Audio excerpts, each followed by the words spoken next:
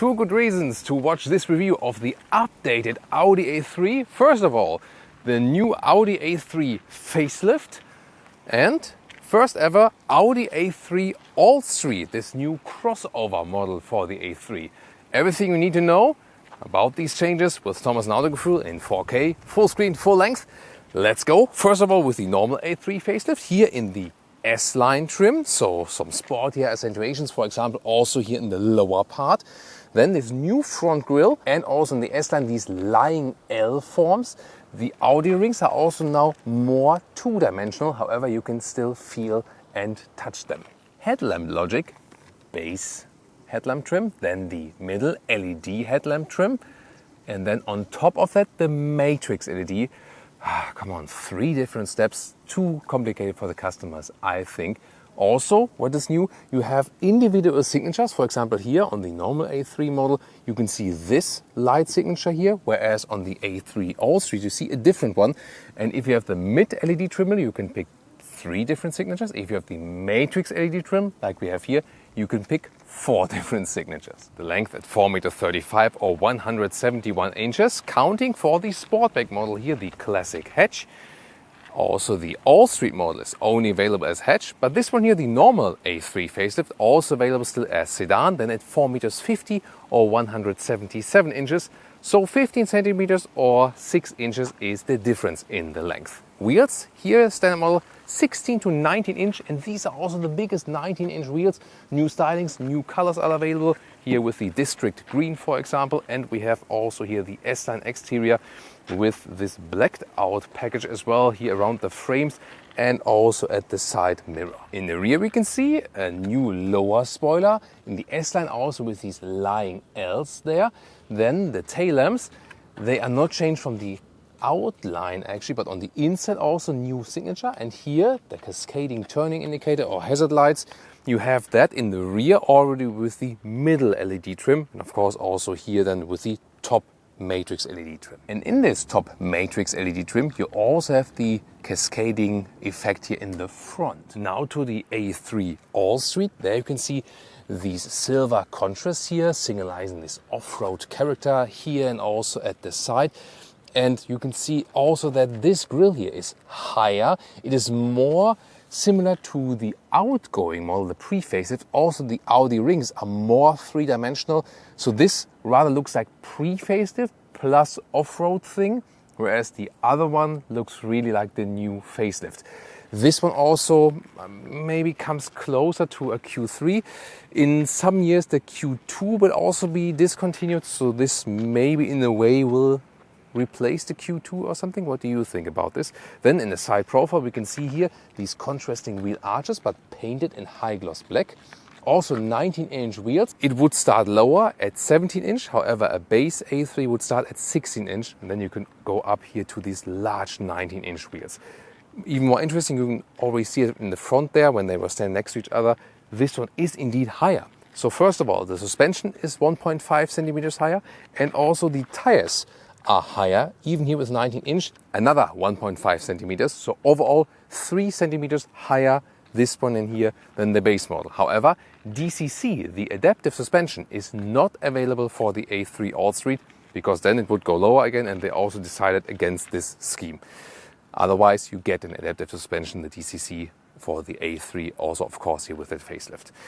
Then in the lower part, once again more silver contrast for the A3 allstreet in the rear. I think visually it definitely works, but yeah, I really have to say it's more like a Q2 replacement to me. But again, as I said, at this moment you can still order the Q2 as well.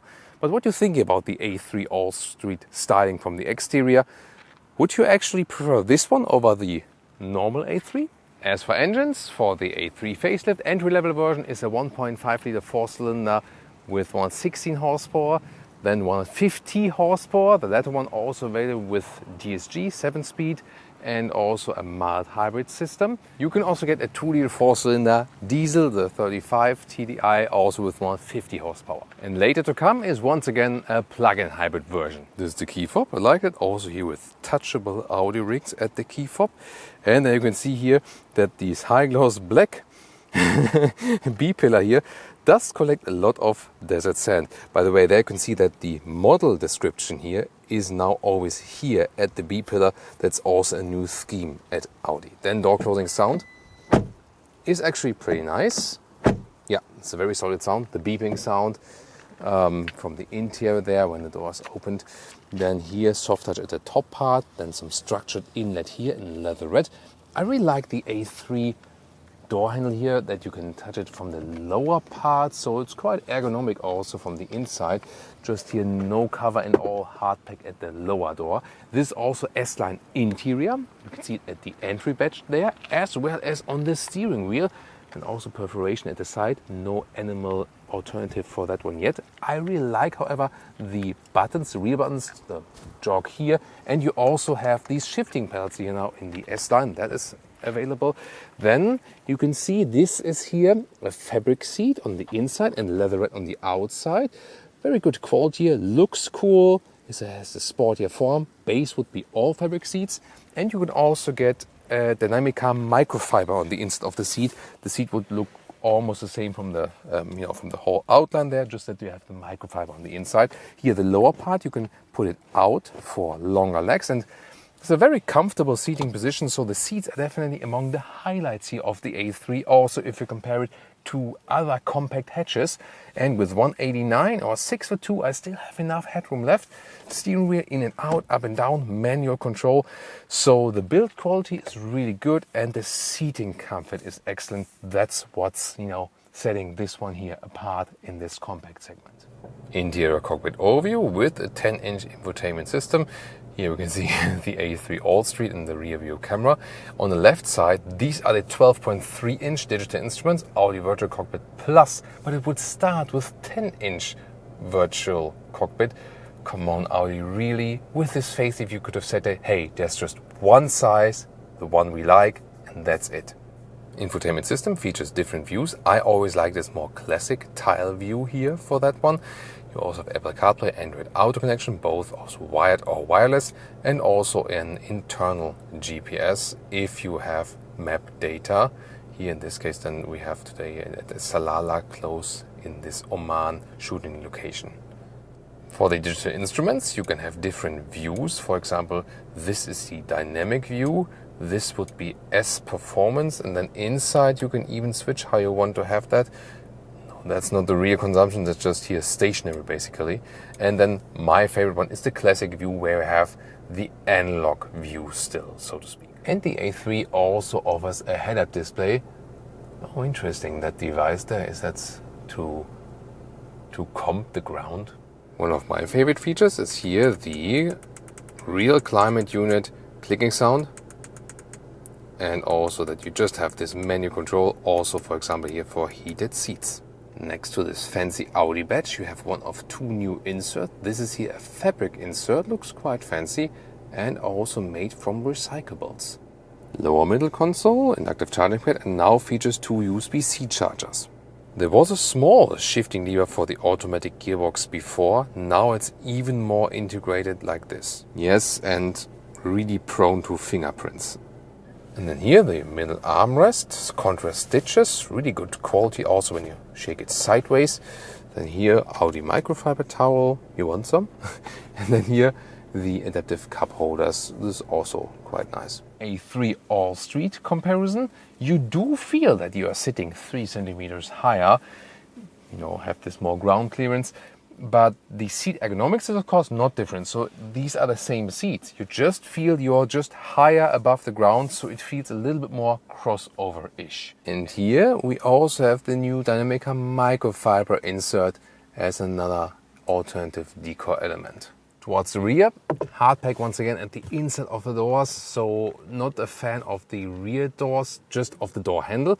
And however, you have the same nice fabric. It's on the one hand robust, but on the other hand nice when you sit on it, and also the high grade leatherette has a good quality, so that's really likable interior. As for the seating materials, however, legroom here, this is the short wheelbase of the platform here they are using.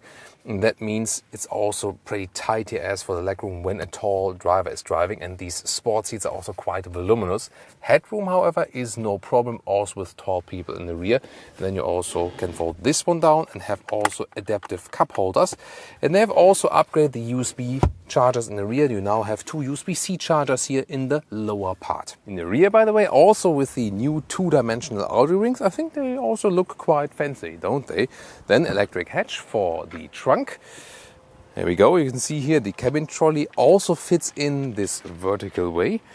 Liter figure is 380 liters up to 1,200 liters. When you fold the seats, I already folded one, like 2/3 here. The ski edge available as well. Width 1 meter or 40 inches, and the length here is about 80 centimeters or 31 inches. Longer would be the sedan trunk. Total length here for the Sportback 150 in meters or 59 inches, and underneath you would have some more space even for a spare tire. An entry-level price, for example German market, 31,000 euros for the A3 facelift, then with the smallest horsepower figure and also with the manual gearbox. And then there's a disappointment for the UK market because the A3 Allstreet will not be available there. So all our friends in Great Britain, they have to go for the normal A3 facelift. And again, is it bad that you can't pick the A3 Allstreet? Tell me. Tell me, what do you think about this new A3 Allstreet approach? Or would you rather stick with the normal A3 in this facelift styling here?